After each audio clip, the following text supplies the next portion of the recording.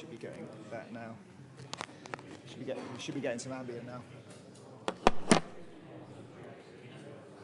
Yeah.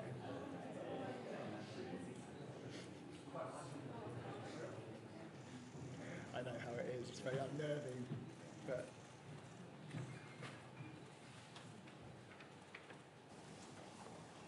Right, so before we start live streaming, just to let you know, we've got a photographer. As you may notice, quite a lot of photographers. The IFG photographer will only be taking photos of the back of your head. I can't vouch for any other photographers. So we won't use your faces in official photos. If the fire alarm goes off, there is no planned fire alarm. So please exit the building the way you entered and congregate by the statue of George VI. And finally, could you all just make sure your phones are turned off, please? Thank you. Okay, we're going to go live in 5, 4, 3, 2, 1. Hello, everyone, and welcome to the Institute for Government. My name's Hannah White, and I'm Director of the IFG. And a big welcome to everyone who's here in the room with us today and all those joining us online. I'm very pleased to welcome former Prime Minister Liz Truss to speak to us here today. Liz's time in number 10 may have been short, but her experience around the cabinet table reached almost a decade. She's been Environment Secretary, Lord Chancellor, Chief Secretary to the Treasury, Trade Secretary and Foreign Secretary before she became Prime Minister. And of the current crop of cabinet ministers, only Michael Gove and Jeremy Hunt have spent longer around the cabinet table. But despite her time around the top table, she's become increasingly outspoken about the direction that the UK and the governments in which she served have taken over the last decade or so. And 1 year on from the publication of her growth plan as Prime Minister, the major economic event now known widely as the mini-budget, Liz is here to set out her vision for the economy and what she thinks the UK needs to do to get back on track. She'll also touch on her reflections from the turmoil of last autumn. She said previously that mistakes were made in the way she went about implementing her plans, something that we at the Institute argued strongly at the time, and this morning we're looking forward to hearing her reflections on that. We'll be live tweeting from IFG events using the hashtag IFGTruss, so please do follow and tweet or X along, or whatever it is we do these days. If you're watching online, please send in your questions via Slido. I know some people have already started to do that. I know we'll have lots of questions here in the room, but we'll try to also take one or two from online. So that's all my introductory remarks. Liz, the floor is yours. Well, thank you very much, and it's great to be here at the Institute for Government today. I'm having a rather more relaxing September than I did last year. And you might well ask, why am I back talking about the same topic? But it's 1 year ago that I launched my government and our economic policy. And I'm speaking here today not because I want to relive the events of last year. I certainly don't. And it's not because I'm keen to be back in Downing Street. I'm certainly not. It's because 1 year after saying that economic growth was the central issue for our country, and since then we've heard a lot of people say that right across the political spectrum, there still is not agreement on what has caused the problems of a lack of economic growth, but also what on earth we're going to do about them. And I think these issues are only getting more urgent. The reality is that over time, we are not bringing in as much money as a country as we're spending. Our debt levels are close to 100% of GDP. We have the highest debt interest payments in the developed world. And according to the Growth Commission, the average person in the UK is now £9,100 worse off than the average person in the United States. And I believe the reason that we have this problem is 25 years of economic consensus that has led to a period of stagnation. And I believe that we need to shatter that economic consensus if we're to avoid worse problems in the future. The fact is the British public know that the consensus isn't working. Lord Ashcroft's poll on the state we're in, released on the 4th of September, revealed that 72% of people in Britain agree that Britain is broken, people are getting poorer, nothing seems to work, we need big changes to the way the country is run, whichever party is in government.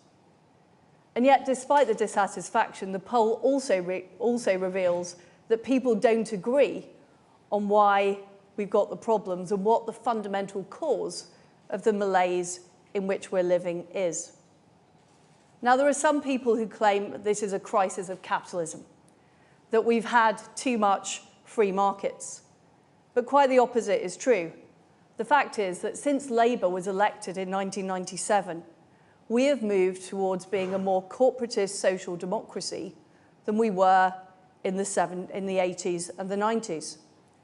State spending now accounts for 46% of GDP, higher than it was in every year in Britain except for 1975, and up from 34.8% in the year 2000. No other European country has seen this level of growth in state spending apart from Greece and Spain. There's also a growing burden of regulation. The cost of regulations introduced in 2022 alone is £10 billion, according to the government, and I believe that is an underestimate. In the sectors that are key arteries of the economy, whether it's energy, housing and banking, there is less competition and more government involvement than there was 25 years ago. The government still owns a 40% stake in NatWest. The costs of energy in Britain are twice what they are in the United States, and we have a severe shortage of housing. The cost of welfare and pensions has ballooned by 50% in real terms since the turn of the millennium. And even on an income of £50,000, it's still possible to claim universal credit. Our tax system has become more complicated, with many facing high marginal tax rates when they seek to earn more income. Somebody earning £100,000 with a student loan faces a marginal tax rate of 71%. And we've had cheap money for over a decade, with nearly £900 billion pumped into the system by the Bank of England through quantitative easing in an era of near zero interest rates, something that's completely unprecedented in 300 years of UK central banking. So how on earth did we get to this situation? Well, my view is that after the successful monetary policy and supply-side reforms of the 1980s and the winning of the Cold War by the West, we were all optimistic and upbeat about our future, and we took our eye off the ball. Free market economists went off to lucrative jobs in the city, allowing academic institutions and think tanks to be captured by the left. Demand management crept back in, alongside neo-Keynesian-dominated monetary policy. And we Conservatives allowed the debate to be framed and led by the left. Whether it was the anti-capitalist arguments of the Occupy movement, whether it was the diversity, wokery policies, or whether it was the statist environmental solutions, we've all got to admit that it's the left that made the running. And we've seen that regardless of which government has been in power. From the energy price cap to the 2050 climate change target to the ESG agenda in companies, there's been a cultural shift across both business and the public sector towards more left-wing policies. And despite the long record of failure of industrial policy, it's back in vogue again. People are talking about it. And at the heart of this was the basic belief by politicians that the good times would go on forever. The discussion was about sharing the proceeds of growth. It was about general well-being and happiness rather than GDP. The only question seemed to be how we were going to redistribute the pie, not about growing the pie in the first place. But the problem is that 25 years later, we have seen a growing size and scope of the state. And that growing size and scope of the state has slowed down economic growth itself. Levels of tax and regulation are now too high to generate the amount of economic activity we need to help people's incomes get bigger and to fund government services. And that means our economy is now stagnating. People talk about the productivity puzzle, but it's really not a puzzle. If there's not enough incentive to go out and set up a business, to take risks, to compete, or even work, that's a problem. People are delaying starting a family because housing is too expensive and the cost of bringing up children is so high. Public sector productivity is woeful, and millionaires are voting with their feet. The UK is third after Russia and China for the departure of high net worth individuals. And despite all of the evidence that these incentives have a major impact, there's been a fatalistic consensus that these levels of growth in Britain are inevitable. And the economic models of the Treasury and the OBR reflect that. They're overly static and short-termist. They underestimate the effect that tax and regulation have on people's behaviour, and they tend to focus on 1 or 2 or at most 5 years of the effects of policy. I call this approach abacus economics. The failure to factor in the dynamic effects of policy stores up risks and problems for the future. So what we see is parts of the country that need investment don't get it because the emphasis is on saving time or money now rather than creating the conditions for growth in the future. We see energy projects being cancelled because the costings are based on yesterday's energy prices, not on future energy security. And the Treasury is always allergic to giving up its levers of control. So it objects to more local decision-making and more low tax zones. This pattern of high spending, high tax, and high regulation and low growth isn't just taking place in the United Kingdom. It's taking place across Western Europe and across the United States, particularly the coastal states. And when we look at the counterexamples of high growth in places like Poland, the Baltic states, or Florida and Texas, they're largely places with low regulation and low taxes. In Poland, corporation tax is 19%, and income taxes are extremely flat. And yet, despite all this evidence, the global left want to double down on this strategy of statism.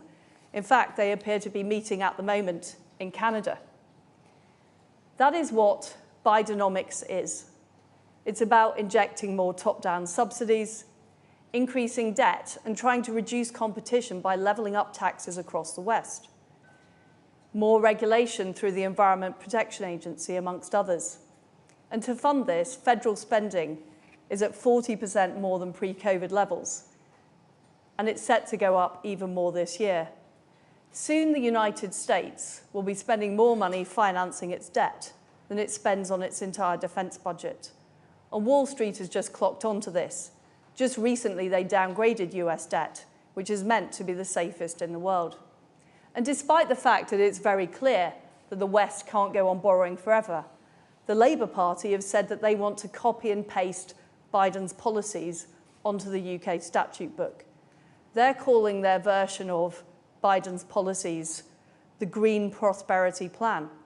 It's not a Green Prosperity Plan, it's a Green Degrowth Plan, and it's just a new name for the failed subsidies and high taxes of the past. Real economic security would mean incentives so oil and gas producers want to come to the North Sea, and so people want to invest in the United Kingdom. And above all, real security means controlling public spending. Now, last autumn, I sought to take on this consensus and try and get the British economy on a better trajectory through a three-pronged approach of targeted tax freezes and reductions, supply-side reform, and holding down public spending. It was clear that interest rates were going to go up, and they would go up further. We'd had artificially low rates for too long, and they were rising across the world. Therefore, in order to dampen inflation and stave off a recession, the only tool we had at our disposal was doing all we could to fix the supply side of the economy and increase our productive capacity. As far as I was concerned, this was an urgent task, and the growth plan, which subsequently became known as the mini-budget, sought to do this through targeted tax cuts, supply-side reform, and spending restraint. I felt we needed to reform our tax system with measures to make it more business-friendly and to make the UK a more attractive place to invest. We needed to reverse the impending hike in corporation tax. We needed to cut the top rate of income tax to show that Britain was open for talent. Reforming IR35 would cut red tape for small businesses, and a return to VAT-free shopping would make our cities more attractive. Independent calculations suggested that cutting the higher rate of income tax and the tourist tax would have increased rather than decreased revenues within 5 years. Those are calculations by the CEBR. So when people describe my policies as unfunded tax cuts, that is not an accurate description.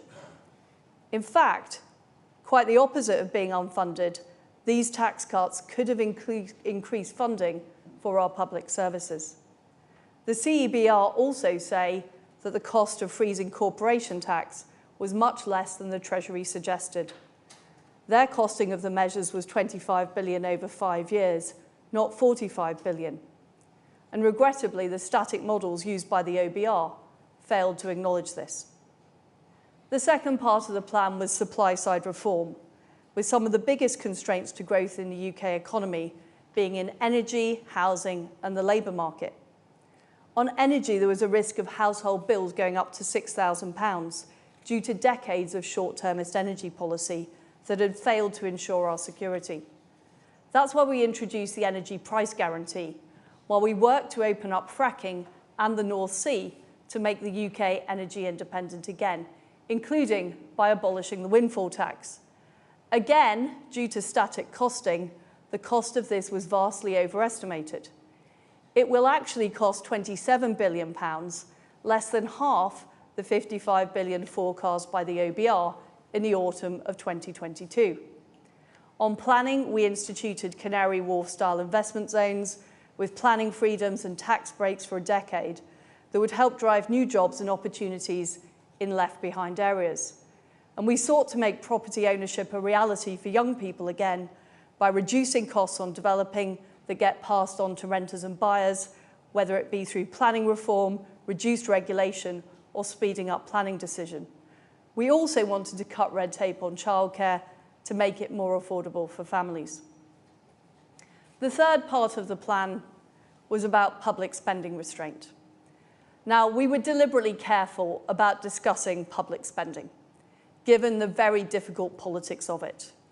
And what I tried to do as Prime Minister was navigate between the economic reality and what realistically we could get support for in Parliament. Having been Chief Secretary, I know it's very difficult to cut spending in year, and it's often counterproductive. In the past, we've cut things like capital, and then it's come back to bite us later. Therefore, what I tried to do was change the trajectory of spending by holding spending down. Now, in an inflationary environment, not reopening the spending review represents a tough approach. I also wanted, as was widely publicised at the time, to increase welfare benefits by wages, not prices. These two measures would have meant that compared to what we are spending now, we would have saved £35.5 billion over 2 years, £18.4 billion in 2023-24 and £17 billion in 24-25. But even these modest savings did not command the support of the Conservative Parliamentary Party. And it's a very serious issue for us who want to see smaller government that currently making significant changes to spending simply doesn't have enough political support. So those were the three key parts of the plan: targeted tax reductions, supply-side reform, and public spending restraint. And of course, the growth plan was a starting point, a signal of direction. Further changes were needed, given the scale of the challenge we face. CEBR analysis at the time suggests that if those policies had been kept in place, GDP growth would be 2% higher than otherwise by 2030, and investment would have been up 10% and could have been even stronger. These impacts were even greater in the long term. the 20-year GDP impact is normally 3 to 4 times bigger. And I think we can see from the evidence on the ground the impact the policies would have had. Investment would not have faltered in the North Sea were it not for the windfall tax. We would have got moving on fracking, and lower energy bills would be on the horizon. A more competitive rate of corporation tax would have persuaded the likes of AstraZeneca to locate in the UK. And there would have been more duty-free shoppers and a boom in the number of self-employed. The policies were welcomed by business groups and voters like them as well. And since last year, virtually all of the policies in the mini-budget have been called for. 38 councils want to proceed with full-fat investment zones. City firms are demanding more freedom to invest. Companies have called for lower corporation tax. There's an entire campaign in the Daily Mail for tax-free shopping. And the self-employed want IR35 reforms. So why didn't it happen? Why didn't these policies, which people wanted and would have resulted in economic growth, not happen? Well, the reality is it was the reaction. So although I did get rid of the health and social care levy, a new tax which would have no doubt expanded over time, unfortunately, most of the policies weren't implemented. And they weren't implemented because there was a reaction from the political and economic establishment which fed into the markets that were already destabilised by the Bank of England's slowness to hike interest rates and the failure to regulate LDIs. And I was effectively forced into a policy reversal under threat of a UK meltdown. Now, some people say we were in too much of a rush. And it's certainly true that I didn't just try to fatten the pig on market day. I tried to rear the pig, fatten the pig, and slaughter the pig on market day. I confess to that. But the reason we were in a rush is because voters had voted for change. They voted for change in 2016, and they voted for change again in 2019.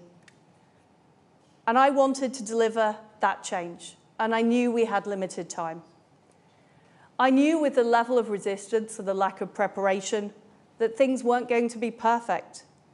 However, given the situation the UK was in, it was important to take action and not to do nothing, because I went into politics to get things done, not to do public relations. And to all the people who said that if we'd spent more time rolling the pitch, or we'd done things in a different way, or we'd delayed things, we would have been able to deliver our programme, I asked them to look at what has happened since. By October the 7th, the OBR were already leaking their calculations that there was a £70 billion hole in the budget. These numbers, of course, subsequently proved wrong, but the leak would have made delivery of the corporation tax freeze untenable. And since last year, no major supply-side reforms or tax cuts have been allowed to happen, whether it's on financial services, childcare, planning, or on the environment.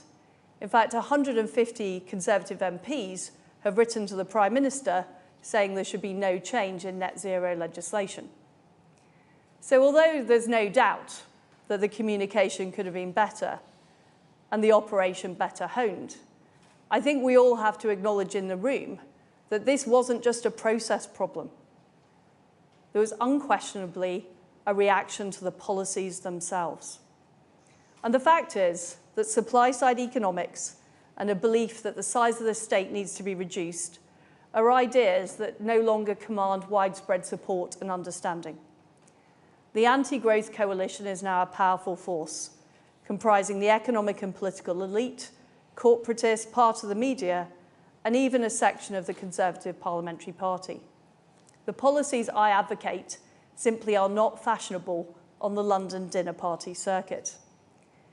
In fact, what is interesting is when you look at the polling evidence, the people who want change and support these policies are less likely to be comfortably off in London and the South East. The Lord Ashcroft poll shows very clearly those who want to see lower taxes and smaller government and who are tougher on welfare tend to live in less affluent areas. Many of those are people who started voting Conservative in 2019. And in addition to that, there are some of the policies I advocate that just don't have very much public support at all, such as cutting the top tax rate, building more homes, getting rid of process when building infrastructure projects. But frankly, we need to find a way of doing these things. Otherwise, we're not going to get the prosperity and the opportunity that people want. And we can see the policies I advocate working right now in places like Texas, Florida, and the Czech Republic. Even Germany is now cutting corporate taxes and reducing regulation. If the situation was urgent last year, it's even more urgent now. The UK is in a serious and precarious position, and there is a real risk of a downward spiral. The national debt was $525 billion in 2005. By 2022, it had quadrupled to $2.5 trillion, and it's set to drop $3 trillion within 3 to 4 years. I believe we can get out of this, but the only way to get out of the debt spiral is to get a grip on public spending while implementing policies to grow the economy. I urge the government to be bold and to set out a clear vision of how the UK can get to sustained 3% annual growth within a decade. This should set out a clear 10-year trajectory for reducing the size of the state as a proportion of our economy through a combination of growth and spending control. We should aim to get that ratio we achieved at the turn of the millennium, before Blair and Brown turned on the spending tax and excess regulation made us uncompetitive. And we need to give people hope that things can get better. We need to spell out what 3% growth would mean in terms of improved standard of living and opportunities for an average family. A new car, a holiday abroad, more support for your children. And ministers need to go out and explain the why as well as the how. We need to make the case for free market economics and admit the state has got too big, partly as a result of excess spending during COVID. We need to show an enterprise economy is good for everyone. Conservatives can't just assume people have read Milton Friedman. We need to spell out our philosophy. And that would contrast with Labour's lack of ideas and force them to defend the stale economic consensus started under Blair and Brown. Now, in order to deliver this, there's going to be big change required. We need a new supply-side revolution. The supply-side revolution in the 1980s was all about taking on unproductive industry and the unions, which held the whip hand over the elected government of the day. The supply-side revolution now has to take on the burden of regulation and an overlarge, overpowerful bureaucracy, which has the whip hand over the elected government. This supply-side revolution has to encompass changes to tax, regulation, and the size of the state. The government needs to take on the OBR over the impact of tax policy, and we need to see much more sophisticated levels of analysis from the Treasury about long-term economic growth. This needs a wide variety of thinkers, including monetarists and supply-siders. We can't afford to be uncompetitive internationally. We need corporation tax back at 19%, and we should also refuse to implement the OECD minimum tax agreement, which I previously labelled a cartel of complacency. It won't be implemented in the US, and even if it was, it would make the entire West uncompetitive. We also need to reduce marginal tax rates to make it worthwhile to work at every income level. Further changes like abolishing the tourist tax, abolishing the windfall tax, and sorting out IR35 need to be made. We also need to get a grip on the ballooning welfare and pensions bill. This means slowing the rates of increase to benefits and tougher work requirements. It means raising the retirement age further. And as a party, we have to deal with the difficult issue of the increasing cost of pensions. The current trajectory is not sustainable. We need more competition and less corporatism in key sectors of the economy, like energy and finance. I favour a single utilities regulator to get rid of the balkanisation and capture that we've seen under organisations like Ofwat and Ofgem. The government needs to divest its shares in banks and withdraw from micromanagement in sectors like transport. And in the energy sector, we need to get on with fracking and abolish the windfall tax. In the housing market, there should be tax breaks in return for having new developments and homes in your area, a much simpler zoning process and speeded up infrastructure projects. That's what the original investment zones I proposed were about. We should diverge properly from the EU so we can increase competitiveness in areas like financial services. And finally, we should, as many other Western countries are already doing, delay implementing net zero commitments, such as the ban on new petrol and diesel vehicles from 2030. Other environmental regulations, which are hiking the cost of living, like enforcing the replacement of gas and oil boilers, should also be abandoned. Ladies and gentlemen, in conclusion, there is a growing consensus that we need to grow. But although people will the ends, they don't necessarily will the means. In order to grow, we need to change. And that starts with acknowledging that we have a problem. It means abandoning the stale economic consensus. It means politicians doing the right thing, even if it's unpopular. This will not be easy, but it will be worth doing. With determination to turn things around, we can make Britain grow again. Thank you.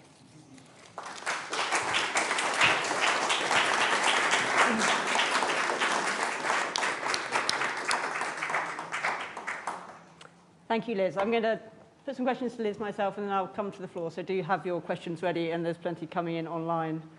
Unsurprisingly, I want to use my prerogative as chair to ask you about some core IFG themes. I know that there'll be plenty of economic discussion coming from the audience. As I know you know, the IFG's mission is to think about how government can work most effectively, whatever government's in power and whatever their policies are that they're pursuing. So it was really interesting for me to hear your reflections on how you went about trying to bring in your policies last year. I think the fact of your reflections on how fast you felt you had to move and the impact that that had is good evidence to illustrate something that the IFG often talks about, which is the way in which policy is made is important, is determinative of its success. I did want to pick up on one of your economic themes for today, which is what you've said about spending cuts, which was very interesting and fleshed out, really, some of what you've been able to say before in that space. And I had a look at the Ashcroft poll that you cited in your speech, which also said, also found that 3% of people, 3% of 2019 Conservative voters as well, thought that public services had got better over the last 10 years. And Ashcroft himself said, few voters conclude that the answer is for the state to do less. What even less, as a woman in Walsall put it. So even with the government's extra funding, it's on track to enter the next election with most public services performing worse than on the eve of the pandemic. Under your plans, as you've set out that you were planning to bring in today, performance would presumably have been even worse. So what would have been your plan to improve public services? Well, this is what I was getting at when I was talking about the time horizon, that the Treasury in particular look at projects over, and it's a big problem. So, for example, the government spends huge amounts on housing through housing benefit, through MHCLG, subsidising housing, because housing in this country is so expensive. Now, if we had proper reform to the planning system that allowed many more houses to be built, the price of housing goes down, and that saves money in the DWP budget and the MHCLG budget. But that takes time. And with very short-term economic analysis, and also, and I made this point about dynamic analysis, the Treasury stroke OBR is not good at saying, if we did this planning reform, this is how much money it would free up in the economy. It becomes very hard to advocate those policies in the short term. So this is why I'm talking about laying out a 10-year programme to say, here are the changes we're going to make to housing and planning so that we can build 1 million homes, next to stations in the London Greenbelt, which is perfectly possible. And therefore, this will save us this much money in DWP and this much money in MHCLG. I mean, what the public want is better services and cheaper housing and cheaper childcare and lower energy bills. I don't think most people really care exactly how it's delivered or by whom. What they want is the outcome. And the system that we have at the moment, and I also made this point in the speech, where a lot of power now lies in the hands of officials rather than government ministers. It's become very balkanised. It's just difficult to get those kind of things done that I believe is what the public actually want when they give those types of responses in the Lord Ashcroft survey. But you are right, it was very difficult, given the election timetable, to get those things done ahead of 2024, which is why what I had wanted to do before the election is try and spell out that trajectory, difficult though it was. And given that shortness of time, given I think we've got 7.7 million people on an NHS waiting list, how are you going to persuade people that your reforms were going to make enough of a difference to get them to vote for you by that next election? Look, I think there are very, very serious issues with the NHS and other public services. And I said this during the leadership election campaign last year. Frankly, too much power has been centralised, and we don't allow local GP surgeries, local pharmacies to make enough decisions. So I wanted to push more power down to ground. I don't think the problem in the NHS is lack of money. I think it's the way the system works. But of course, I'm not pretending you can build Rome in a day and we would have sorted out the NHS in 2 years. Obviously, that was not possible. But what I had hoped is to be able to set out a long-term trajectory. I think, by the way, it's inevitable that whatever kind of health system you have, it is going to cost a significant amount of money. I think the real area where savings can be made is actually in the work and pensions budget and on things like housing. By making housing more affordable across Britain, you're going to save a lot of money in the government budget as well. Okay, I'm sure there'll be plenty of questions that people want to dig into on that. I want to move on to the question of institutions, and you've just made the point again about how you feel that there's too much bureaucracy, which is constraining what elected politicians want to do. I mean, I think if we're honest, the institutions that we have in this country have all been set up by politicians deliberately to constrain politicians. If you think about why George Osborne set up the OBR, it was to give credibility to the government's fiscal policy. So, taking your argument that these institutions become too powerful, how much are you arguing there shouldn't be constraint on politicians, or where would you draw that line? So clearly there are some, say for example, economic regulation. I do think you need independent institutions to do that. You don't want ministers making decisions on competition cases or planning disputes and those types of things. But I think what has happened over the last 30 or 40 years is more power has gone to quangos. And you're absolutely right, politicians have done that, partly because they thought, well, we don't want to take the blame for this difficult decision. We're going to pass the power over to this quango over there. But what actually happens is politicians get the blame anyway. But you have less power over what those institutions do. So I think we're now in a position where politicians have responsibility without power. And that's a problem. And it's a problem for the ability to attract a new generation of politicians. Because it is a job where you get quite a lot of flack. And why take the flack if you're not actually able to affect the change that you want to affect? And I think that is a very serious problem. I think we have a governance problem in this country about the way institutions and politics work, so we do need to sort out. And so, thinking about, imagining yourself in opposition, would you be sanguine about the idea of having weaker institutions, having less constraint on politicians, imagining, for example, a John McDonnell Treasury making spending decisions? Well, just this point about weak weak institutions. What we have in Britain is balkanised institutions. So we've got lots of institutions that argue and compete with each other. So any local MP who's had to deal with the Environment Agency and Natural England and see them passing the buck from one to the other knows that we don't have an institutional setup that works particularly well, and it just makes it hard for any decision to get made. So it's not like we've got strong institutions making decisions. What we have is inertia as a result of the institutional setup we have. But fundamentally, I am a Democrat. Yes, I do believe that if the British people elected John McDonnell as their Prime Minister, which I don't think they will do, he should be able to deliver his manifesto as he's laid out. Yes. And you talk about bureaucrats having the whip hand over politicians. Can you, I mean, I think it seems, at least on the outside, that the evidence is that last autumn the Treasury delivered the mini budget that you wished to put, to Parliament. Can you give us any examples of times throughout your career when civil servants have stopped you doing things that you wanted to do?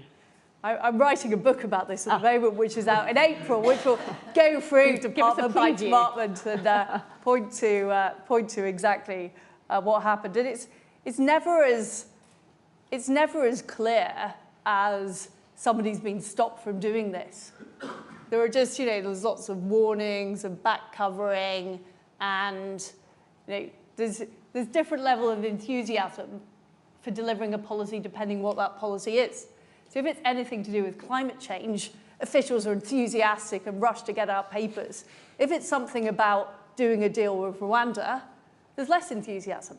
So these things are not necessarily black and white. And I'm going to say this because there's some former civil servants I've worked with in the audience. Lots of people in the civil service are brilliant at what they do. I think the problem is a system problem rather than a people problem. But certainly as a politician, trying to deliver what I believe people had voted for, there is a lot of institutional bureaucracy in the way. And even during the leadership election campaign, and maybe this did not make me popular with the OBR and the Bank of England, I pointed out that there was an orthodoxy in Britain about economic policy.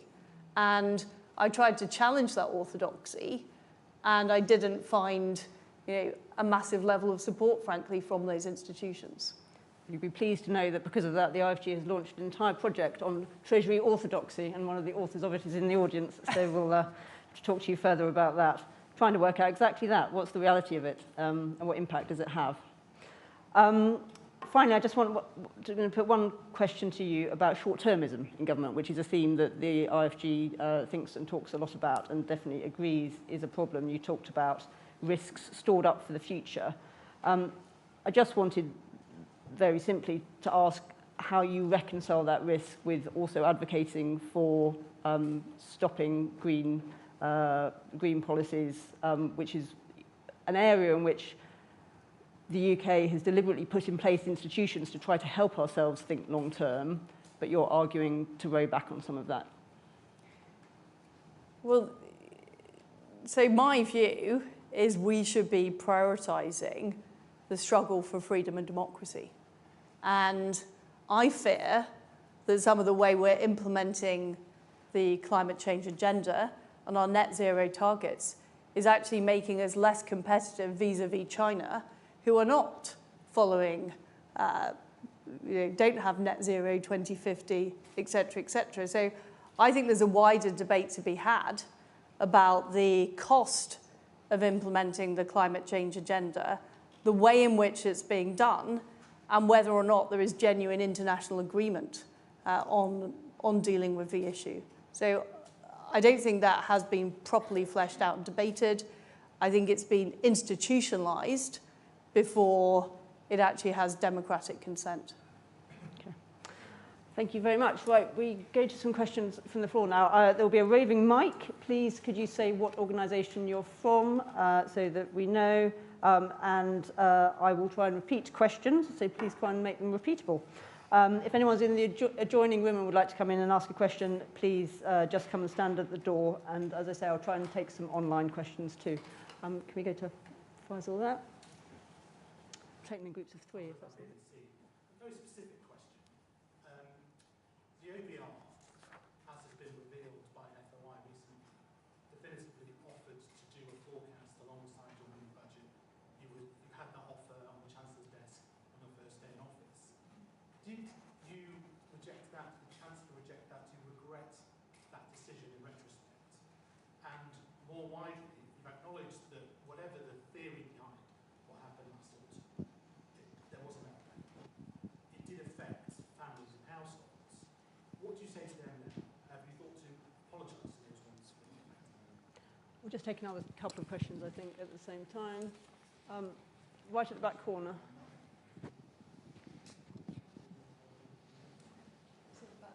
Back corner, the lady there.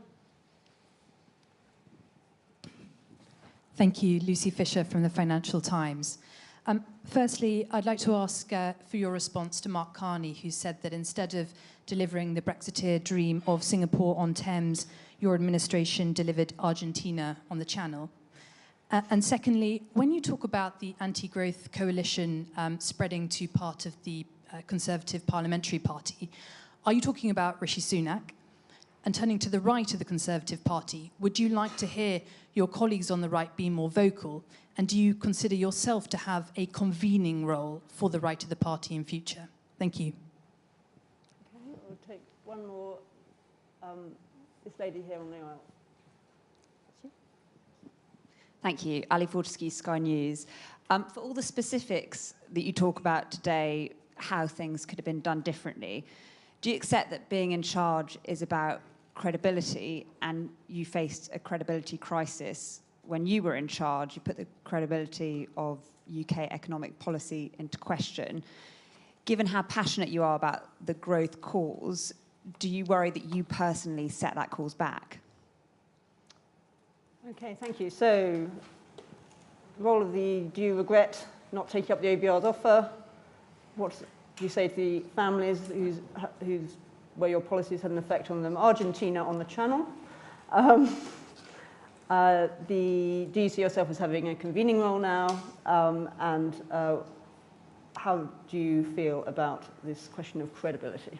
So on the OBR, there were lots of announcements made during COVID on furlough that had no OBR forecast, that involved greater fiscal expenditure than the mini budget. So I think it's interesting that media organisations choose to target the mini budget as not having an OBR forecast, but don't mention when it's about spending. And I do think that reveals a mindset, which is spending is good, and we'll always be relaxed about that, but cutting taxes is somehow a sort of a countercultural thing to do. And I think that's reflected in the media. I think it's reflected in the polity more broadly. So there was no reason we had to do an OBR forecast. The OBR officially forecast twice a year around major fiscal events. The plan was to do a fiscal event later in the autumn, which would also have the spending plans in it. But what we needed to do, because the energy situation was so desperate, and we also wanted to reverse the national insurance rise and send a signal to companies about corporation tax, which we had a very short lead time on. That's why we did the mini budget when we did. But as I've said, it was no bigger than those other fiscal events that had no OBR forecast. So we didn't think it was an issue not to have an OBR forecast. The OBR should be there to present the entire spending plans in the round. And on this issue of what happened as a result of the mini budget, I mean, another point I would make is I don't think organisations like the BBC did a brilliant job of actually analysing the LDI crisis and what happened there. I don't think there was an effective critique of the Bank of England. And it really goes back to this point about institutions and politicians ending up having all of the responsibility, but not necessarily the power. And I don't think the media, who seem to absolutely love gossip about politics, are particularly great at analysing the role of institutions and what they do. And you notice if ever there's an official from one of these organisations they get a much easier ride in a BBC interview than a politician would. So, I'll wait to see that happen, Faisal. And as I said in my speech, interest rates were going to go up anyway. I think the real failure was not to tell people years and years ago that these interest rates were artificially low. That was the problem.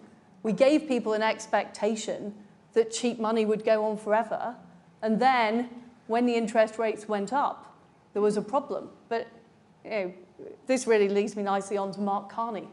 And I talked about the 25-year economic consensus. Well, part of that has been the central banks.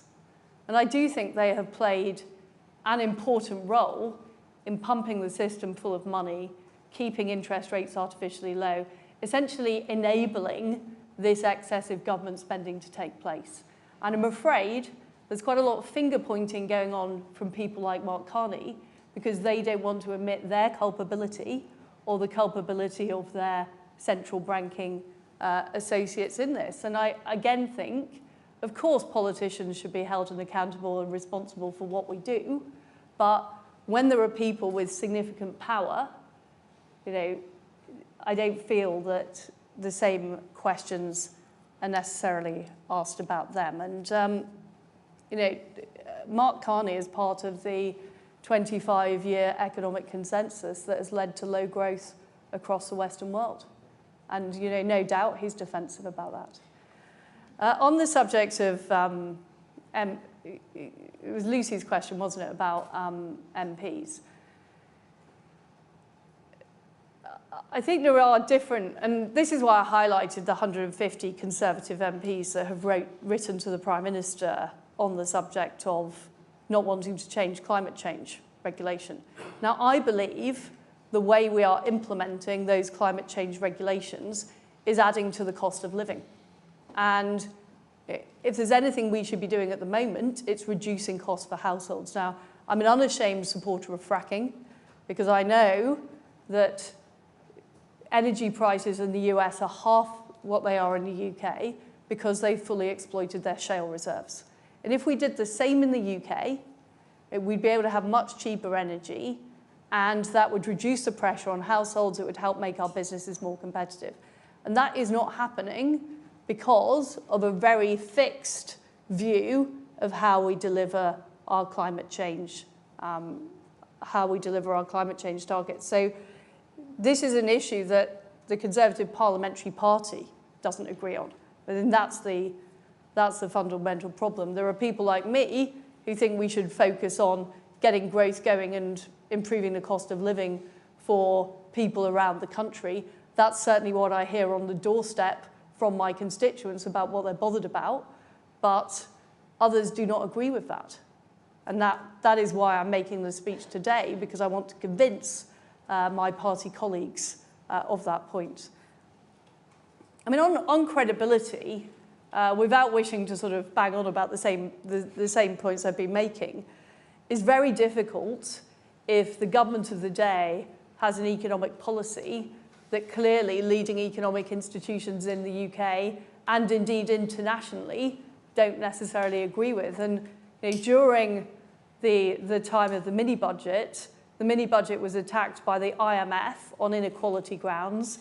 It was attacked by President Biden, and it was also not wholly supported, I think it's fair to say, by various UK institutions. So that is difficult, of course, for international credibility.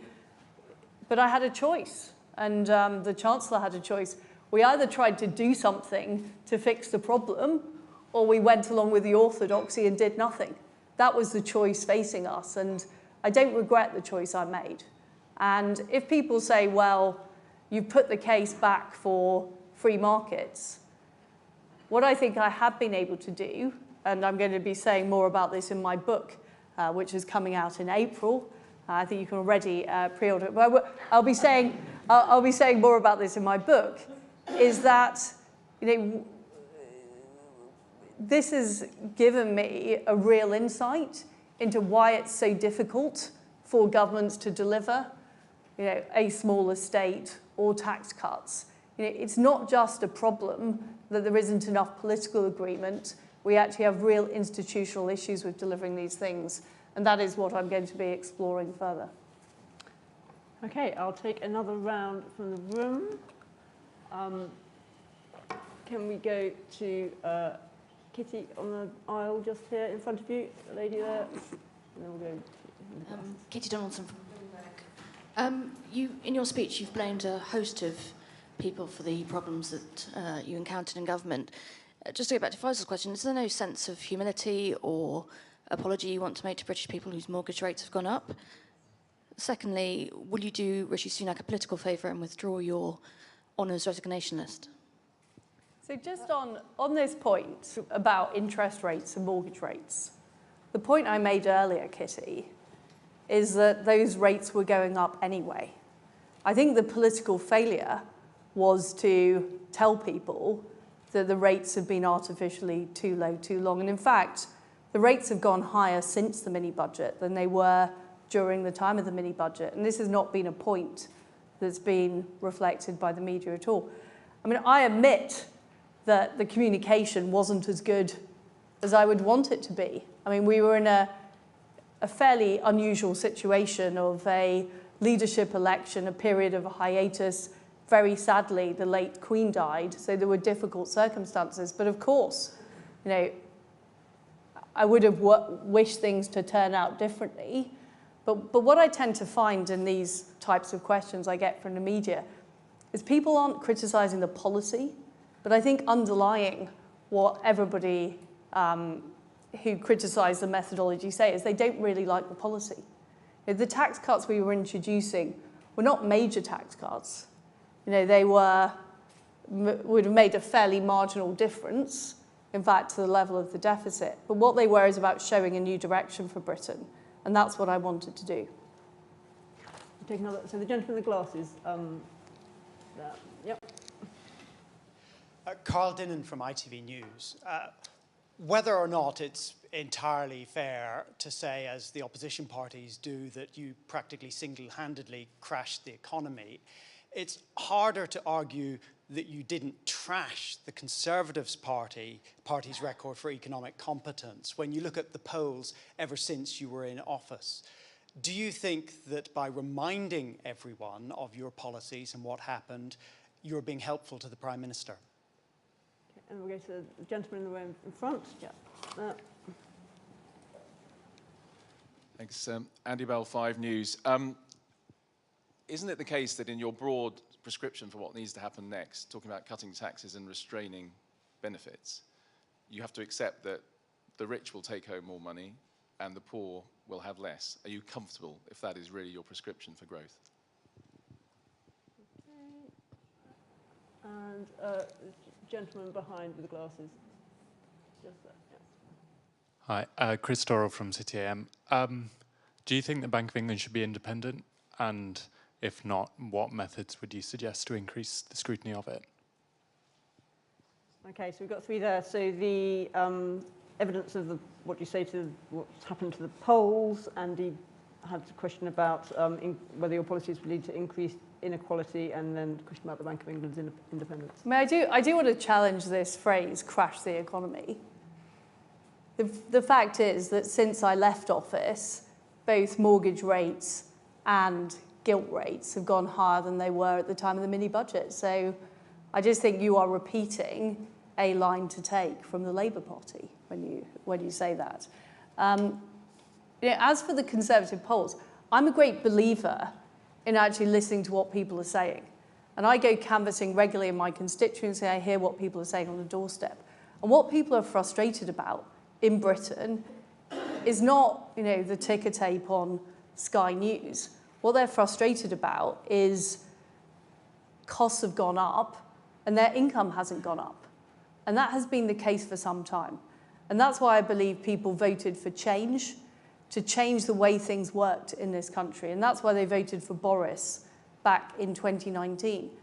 And I think the issue we've got in the polls is we haven't done enough to deliver that change. So I didn't support getting rid of Boris. And I think it was a mistake by the Conservative Party. If you look at the polls, that had a major effect. But delivering change is what's important to people. When people go to an election, they think, am I better off than I was?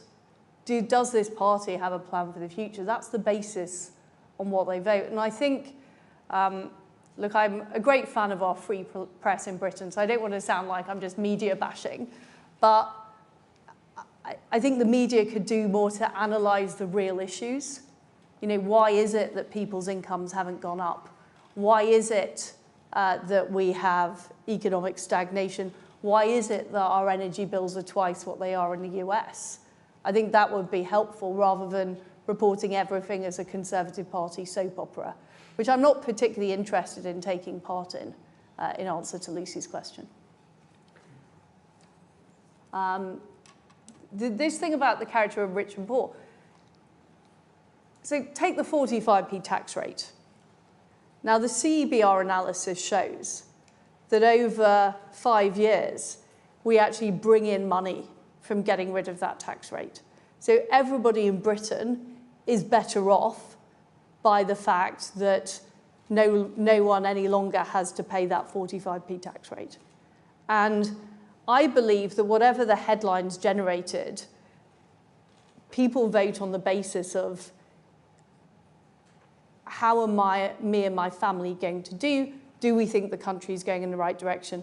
And as Conservatives, we have to be prepared to stand up for that, because on your logic, Andy, we'd have 90% tax rate on the rich because it would be popular. It might be popular, but it's not actually going to deliver the prosperity that we need as a country. On the subject of the Bank of England, I said during the leadership election campaign that what I would like to see is the mandate improved. And it's certainly the case that the Bank of England have not focused enough on the money supply. And that has been an absolutely key issue. But I do think there is a case for looking at the governance across our institutions and making sure it works. Because the fact is, the situation last autumn was the Bank of England governor was in a very, very powerful position with respect to me. Great. Gentleman on the aisle there. Yep. Thank you. I'm obviously an economic and political journalist, but I'm also a former fund manager and market practitioner. Would you like to give us your name as well? Yeah, my name's Liam Halligan. Thank you. And so I talk to lots of currency dealers, bond traders, about what's really happening in financial markets in the way many other journalists don't, I would suggest. And when I talk to them about what happened a year ago, many of them talk about the Bank of England in a way that isn't reflected in mainstream debate in this country. Not only did the Bank of England not put up interest rates as decisively as many expected just before your mini-budget, therefore putting sterling under pressure, the Bank of England also chose just a few days before your mini-budget to implement some quantitative tightening, putting bonds back into the market, putting gilt markets under pressure. And then after you'd left, and we had business as usual, as you've called it, Sunak and Hunt, then the Bank of England reversed that and re-engaged in quantitative easing, so supporting the gilts market in a way which, to your successors, was politically beneficial. Could you spell out a bit more your thinking about the role of the Bank of England during this decisive period? Because this is a very live issue. This is not one for historians. Great. We'll just take a couple more. So the gentleman second in on that. Yep. Thank you. Giles Wynne, former Treasury advisor. You've spoken about some of the forces that you believe were against you last year, and you've spoken about some of the things that wouldn't have made a difference, for example, greater pitch rolling. You also spoke about how communications could have been better. Is there anything that you yourself would do differently if you had that time again? And we'll just go to Gemma.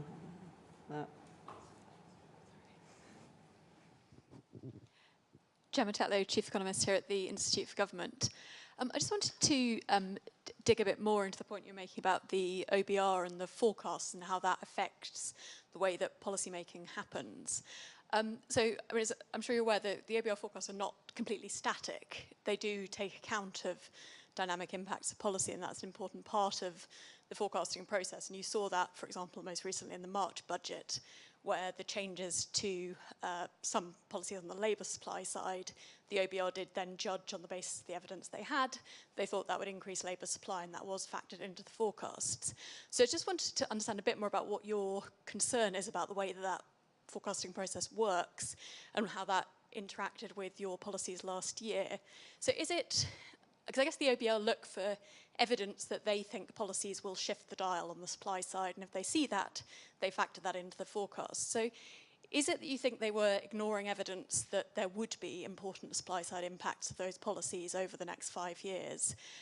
Do we need better evidence base on those types of policies? Is there a need for more evidence to support that?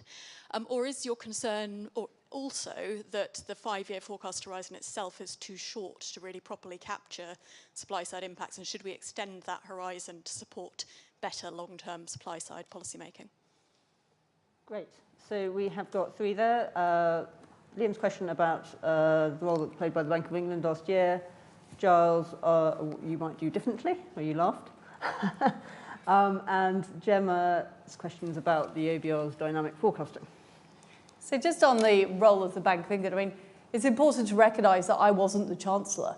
I wasn't dealing directly with the Bank of England. That was Kwasi Kwarteng. So I probably got less exposure to understanding what exactly was happening. But certainly on the LDIs, there clearly wasn't enough information. So the fact that we were completely blindsided by LDIs, I literally hadn't heard of what an LDI was until the following Monday, which was quite a large part of what happened in the market. And also the failure to raise interest rates early enough, I think, was a major factor. But I do think we need to look at it. And I think there needs to be honest assessment by the commentariat, the media, policy think tanks about exactly what happened in the markets and why it happened. And I think there's been a lot of finger pointing, particularly at me, but also others. But I don't think the level of analysis has been particularly fantastic. What would I do differently? I mean, that's a question and a half.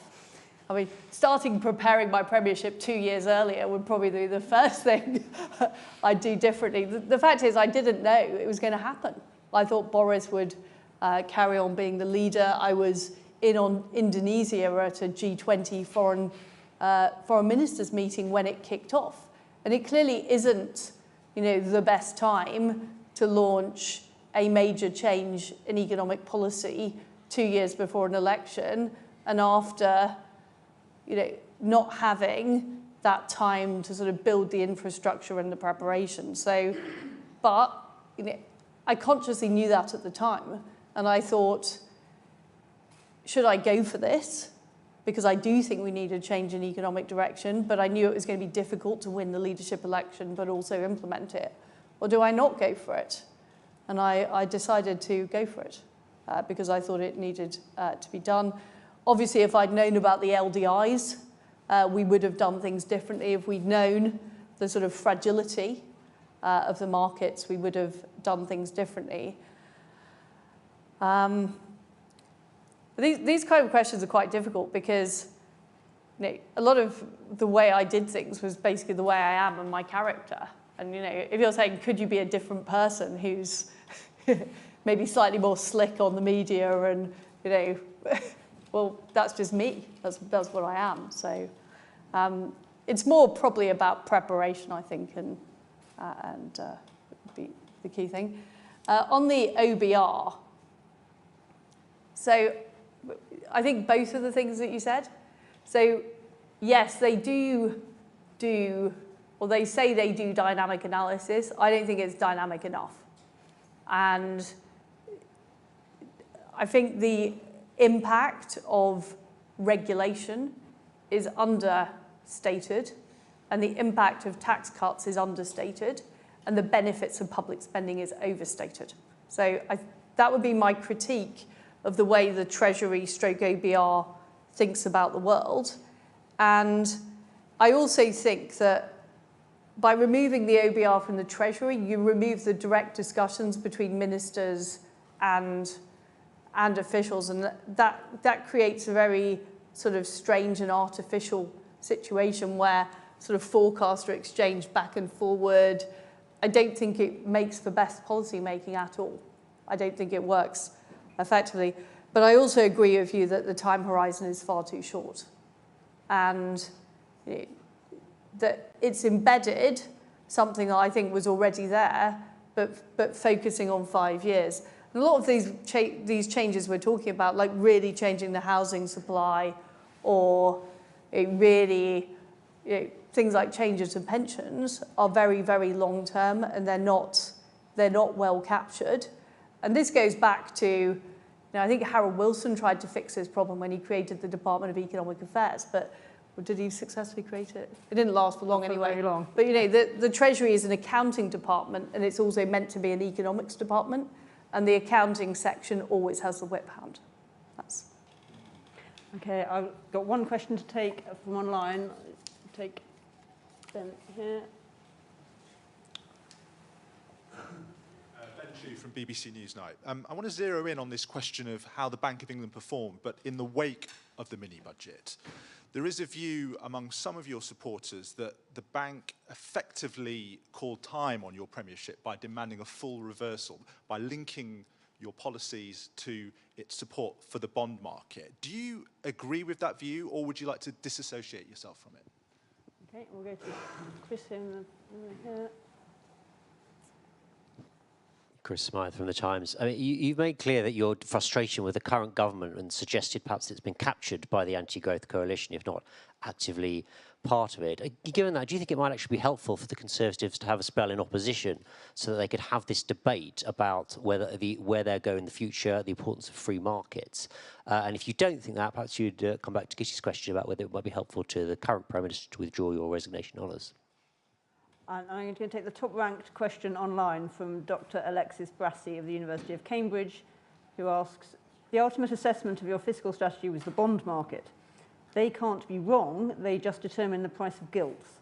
What would you have done differently to have convinced bond traders you could have delivered?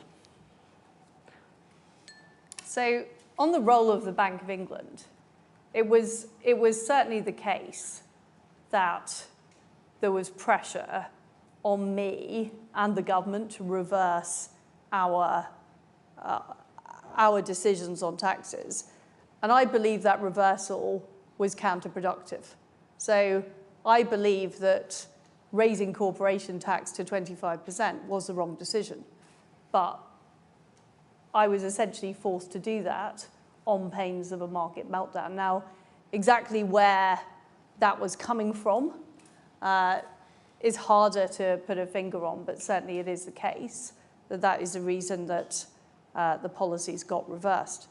I mean, I said in my speech that I think a Labour government would be a disaster for Britain, that Starmer and Reeves are talking about Bidenomics, they're talking about even more public spending, a so-called industrial strategy that really is just a green version of what went on in the 70s. It was a complete disaster for our country. So I don't want the Labour Party in government. I do want the Conservative Party, and this is not just down to the government, this is about Conservative MPs as well. I do want the Conservative Party to be the party of small government and free markets, and to make that case, and to not be scared of the climate change activists and the Extinction Rebellions and the anti-capitalists and the sort of woke diversity brigade. We can't be scared of those people. And we have to listen to what voters are actually telling us about what they want. So that my plea is to the Conservative Party, we need to advocate those policies. That's what I tried to change. On this question of the bond markets, and I do point out again that gilt rates have been higher since I left office than they were for the entire time during the mini-budget. So I don't think it's just an issue about what we sought to do. But these markets are very, very influenced by politics, and they're very influenced by economic institutions. So if they sense that policies don't have the support of the Conservative Party and that they can't be got through Parliament, or they sense that the Bank of England isn't happy with the policies, then that creates a problem in the markets. And I think what I didn't realise before I got into number 10 is just the sheer level of power that an organisation like the OBR has. Because what happened is, after the immediate aftermath of the whole LDI crisis, there was then a leak by the OBR that there was a £70 billion hole in the budget. And that is, in essence, what forced us to reverse the decision on corporation tax. So that is a leak from a public body, which subsequently turned out to be wrong. That 70 billion was way overestimated, but that had an impact on the markets. So this is why it's difficult to put a finger on it, but I think the basic problem we have is there is a consensus at the moment about the level of tax, the level of spending, how big the government has to be, and there is a sense of groupthink around that consensus. And trying to break that consensus, I certainly didn't succeed last year. Trying to break that consensus is difficult, but I believe unless we do break it, unless we do change, this country is headed for continual stagnation. That's my fear. Have you got time for one last round of questions? Sure. Yep. Okay. So there is a lady on the far side over here.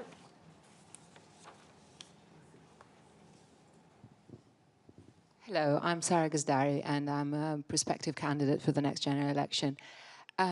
Liz, you talking about pressure from political and economical organizations, and you're talking about how complicated it is for people like us to stand the next generation, to stand in the next general election.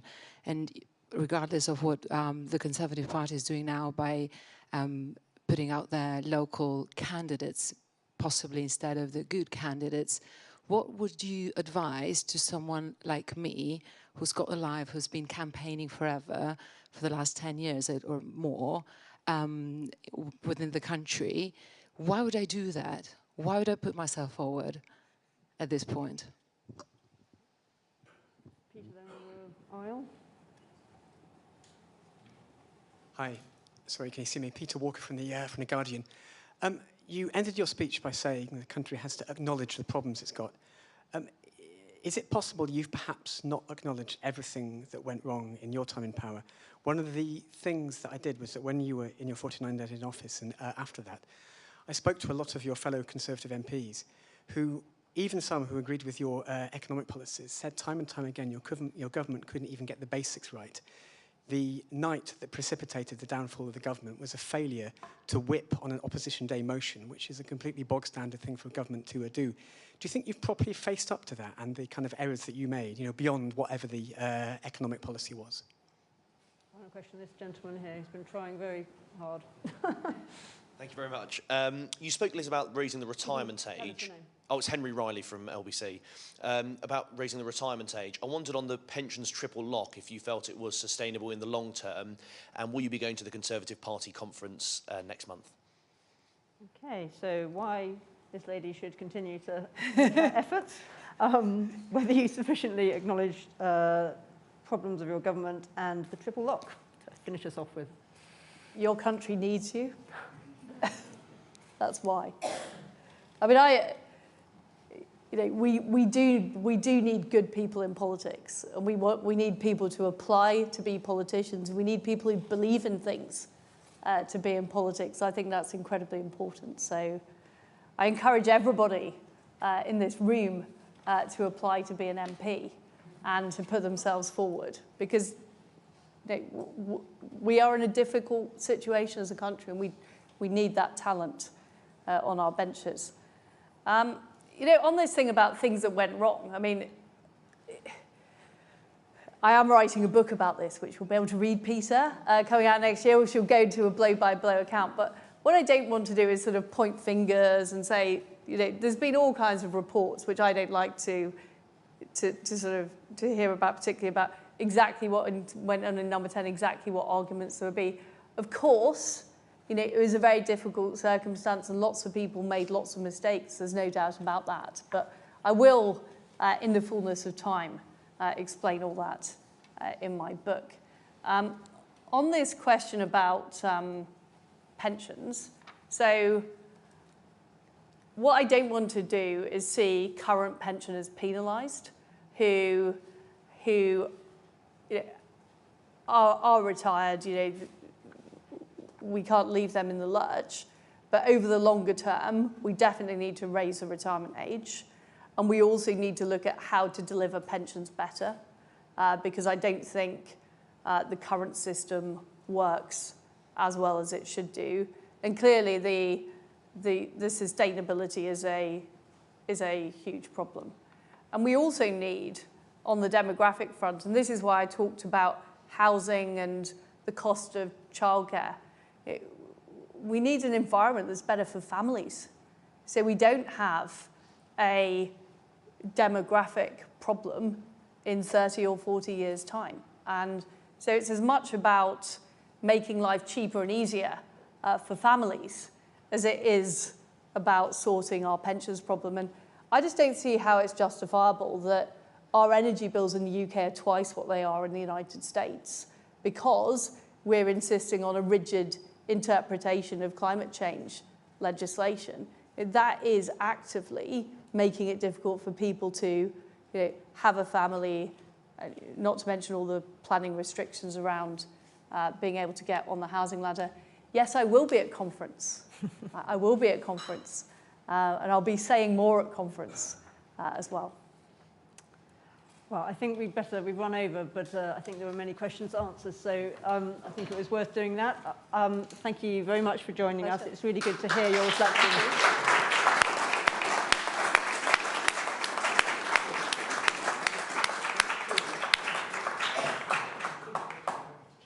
Thank you very much, everyone. Thank you. I'll just go and double.